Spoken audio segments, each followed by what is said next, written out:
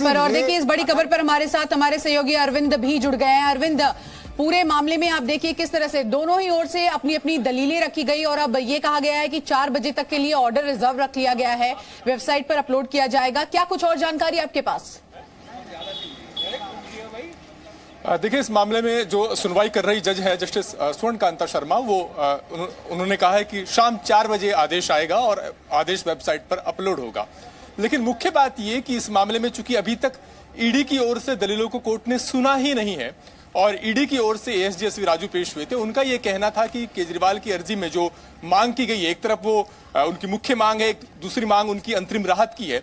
इन दोनों मांग पर जवाब दाखिल करने के लिए उन्हें वक्त दिया जाना चाहिए। एक जांच एजेंसी के तौर पर उनका यह हक बनता है कि वो दोनों मांग पर, मुख्य मांग और अंतरिम राहत की जो मांग है, उस पर जवाब दाखिल करने के लिए वक्त दिया जाए। तो इस पर बेंच ने कहा है कि शाम 4 बजे हम आदेश पास करेंगे।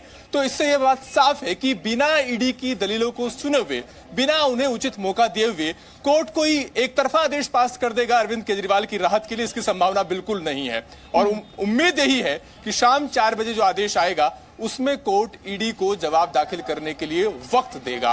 अरविंद केजरीवाल का यह कहना है कि जब तक कोर्ट ये डिसाइड करता है कि उनकी गिरफ्तारी गलत है, गैर कानूनी है, अवैध है, असंवैधानिक है, तब तक उन्हें अंतरिम राहत के तौर पर रिहाई कर दी जाए।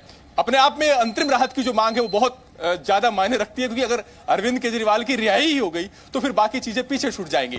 तो ऐसे में अंतरिम राहत पर कोर्ट सीधा कोई आदेश पास कर देगा, इसकी संभावना कम ही है। और कोर्ट ने सुनवाई के दौरान भी इस बात के संकेत दिए हैं कि चूंकि पिटीशन की कॉपी अरविंद केजरीवाल की टीम की तरफ से जो ईडी के दी गई वो कल दोपहर ही दी गई है, उन्हें इस मामले में तैयारी के लिए पर्याप्त वक्त नहीं मिला है। ऐसा ईडी की तरफ से एएसजी राजू की दलील भी थी कि अगर वो अरविंद केजरीवाल पक्ष चाहता तो डिफेक्ट के साथ भी पिटीशन की कॉपी शेयर कर सकता था। हम लगातार पिटीशन की कॉपी मांगते रहे, लेकिन कल दोपहर ही हमें मिली है, हमें पर्याप्त तैयारी का वक्त नहीं मिला है। और अब चाहे मुख्य मांग हो चाहे अंतरिम राहत की मांग हो, दोनों मांग पर अगर कोर्ट कुछ डिसाइड करता है तो उससे पहले ईडी को जवाब दाखिल करने के लिए वक्त मिलना चाहिए। तो बहुत हद तक संभावना यह है कि शाम 4 बजे का जो आदेश आएगा उसमें कोर्ट ईडी को नोटिस जारी करेगा। दोनों मांग पर कितना वक्त दिया जाएगा ये देखना अहम होगा उस आदेश में।